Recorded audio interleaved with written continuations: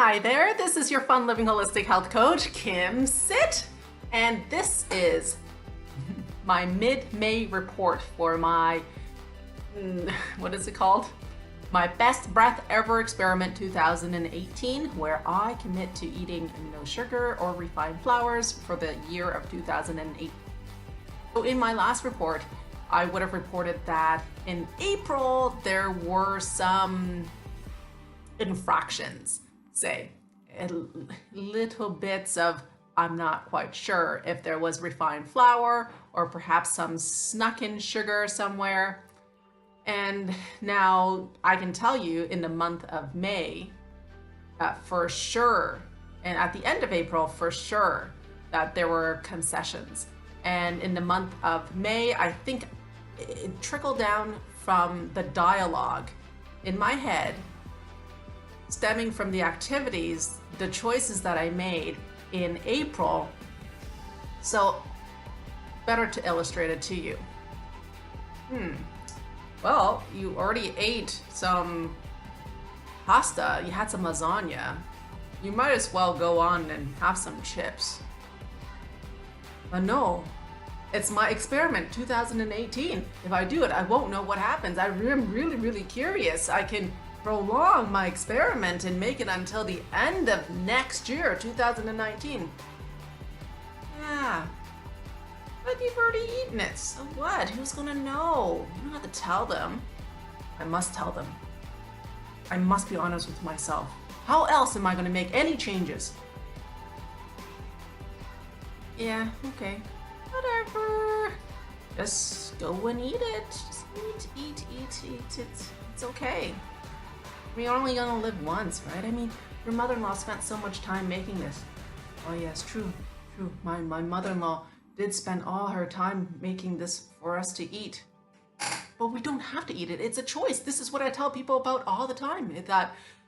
That's right. It's your choice. So, you don't have to go through with the best breath ever experiment. Besides, it's an experiment. It's not a must or die.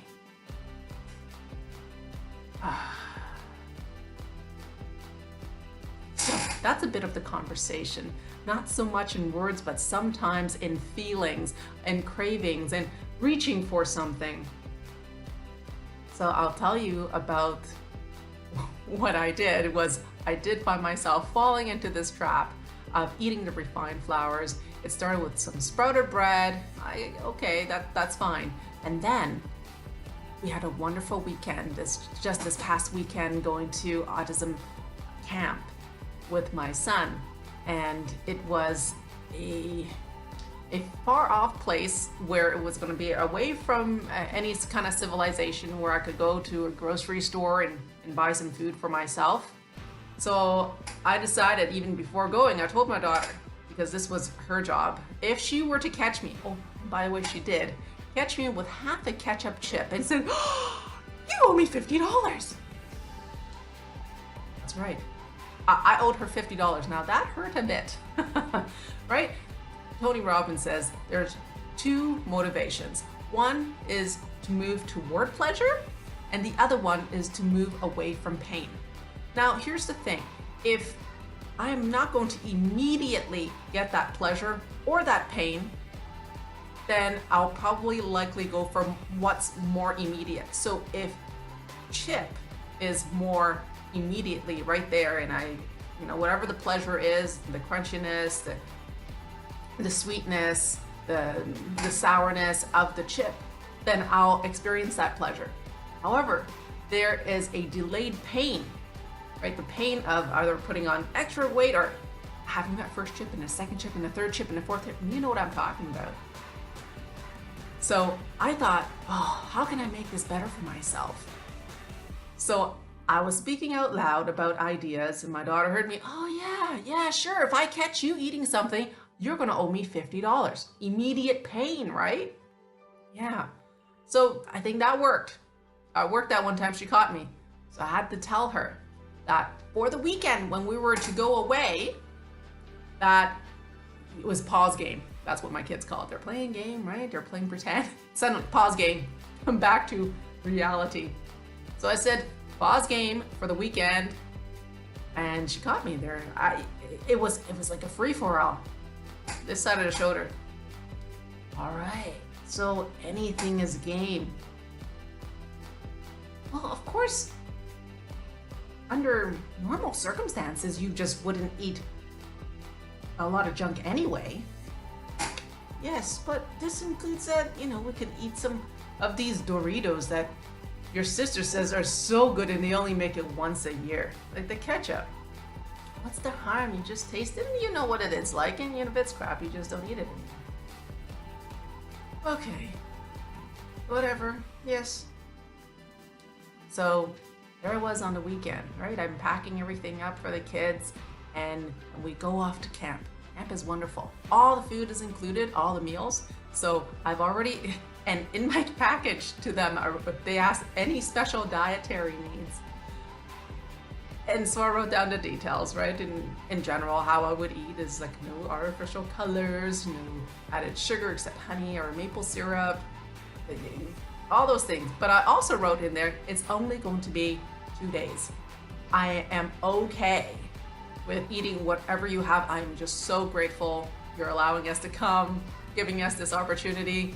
I will eat whatever is offered by your kitchen. And it was quite the experience. So the first thing we did, so I already had it in my head that I would eat bread, I would eat butter, I would eat cheese, whatever. And just don't talk to me too much in detail about the ingredients. I'll eat it, enjoy, and that's it.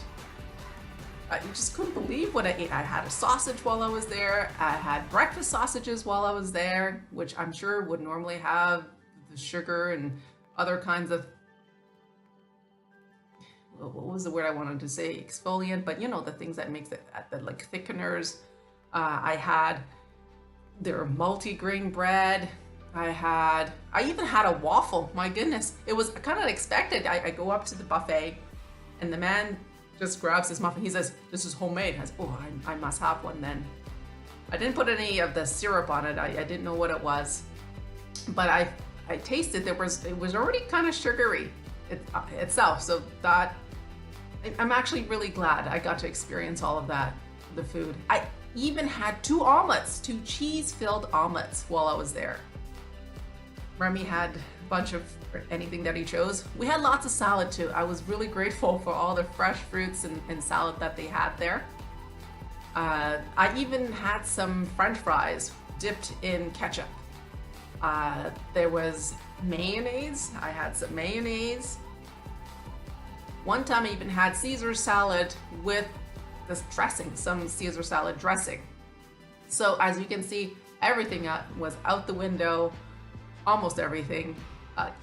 And to top it all off, for the last meal, they made these tiny, it's about that's the size of a toonie, these vegan butter tots. So they weren't butter, it was margarine. I actually ate margarine tarts, it was very nice. It wasn't too sweet actually. So I had maybe half of one of those I shared with my son. And so that was it. But then in the car on the way back, I was actually eating Doritos. Why? And I was really just gonna have one, and then my husband said, "You shouldn't eat those." Oh. You just don't know what that stirs up in me, and this inner voice of rebellion just says, "Go on, eat more, just eat the whole bag." He says not to eat them. Who's he to tell you?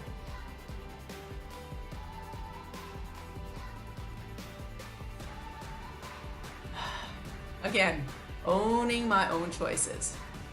All right, so out of all this whole experience, what do I have to share?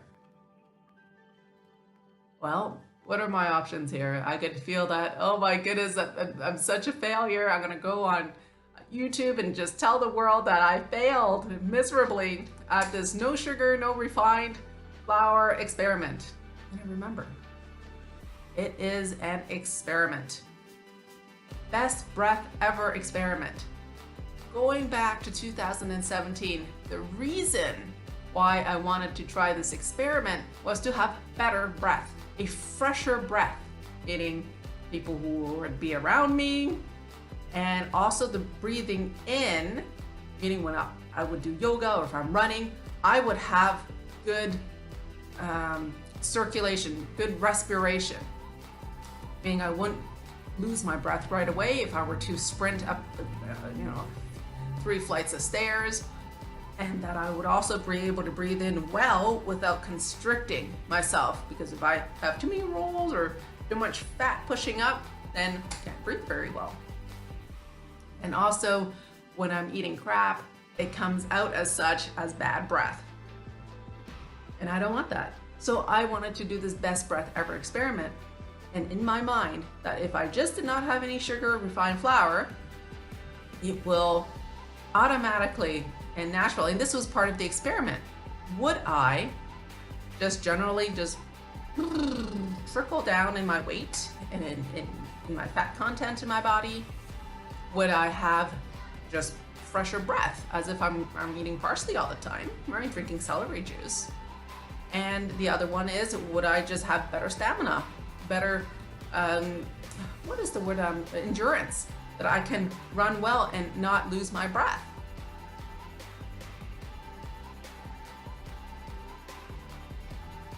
So what have I learned? I mean, I'm almost halfway in. This is the 5th month into this experiment. And I can report that it's not necessarily just the refined sugars and sugar that can cause me to gain weight or to increase my fat content in my body. It has a lot to do with exercise, sleep, my other eating habits, such as when am I eating, how frequently am I eating, also what I'm eating all the time and how much I eat. And I think just in observing myself that just by restricting myself to those no sugar, no refined flours, I was gravitating toward, oh my goodness, what can I eat? What can I stuff myself with? And I was going toward high fat content foods such as nuts, seeds, avocado, and coconut, butter, and more recently, and I think it was the last 2 weeks leading up to the weekend, I actually had cheese, cow cheese. And because I bought it in such large quantities, it was on sale. My son eats it. I thought, okay, well, I might as well have some too and try that with my sprouted bread. And I noticed myself just being constricted, feeling I have more padding, natural padding around my body. And I thought, well, not having the sugar, not having a lot of refined flours, what's going on? I'm actually walking more and doing more activities.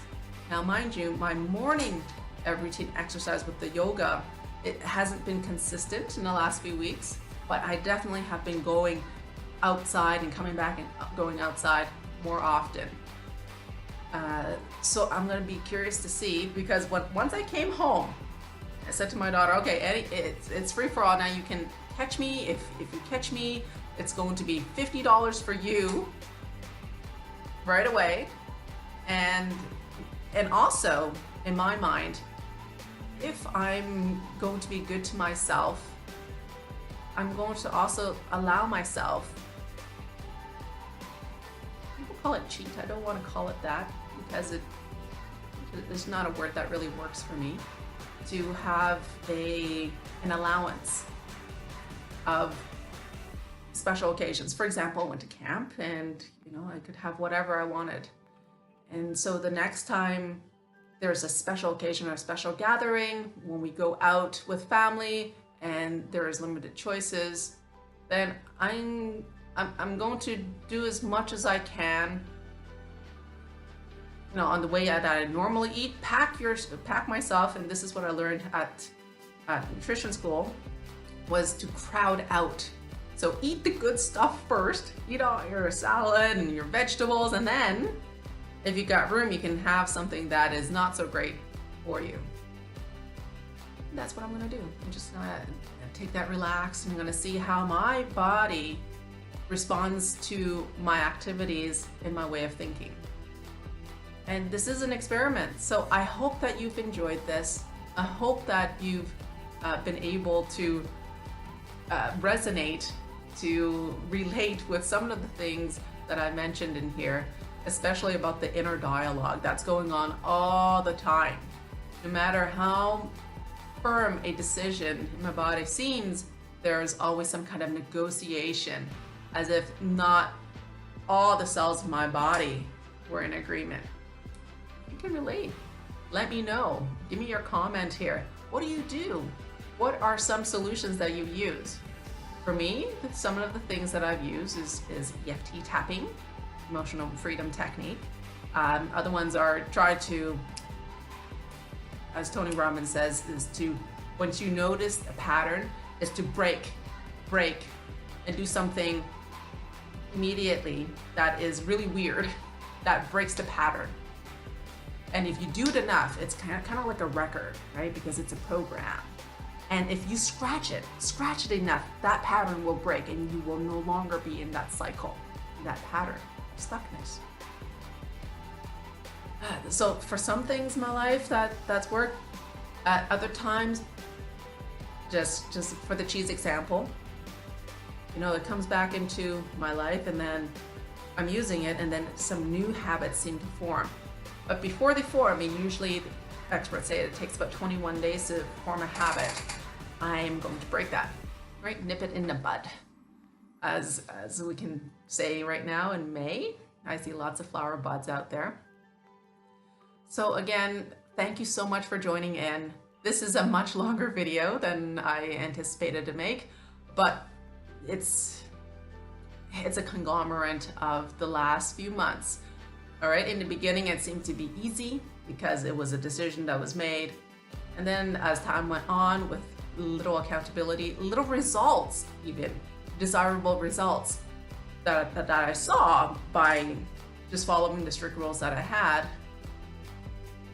it wasn't very motivating to go on. So I am going to continue in each month, and every week or so I'm going to just give myself a little challenge, a little focus, a goal, mini goal for the week, and then report back on how my body is feeling.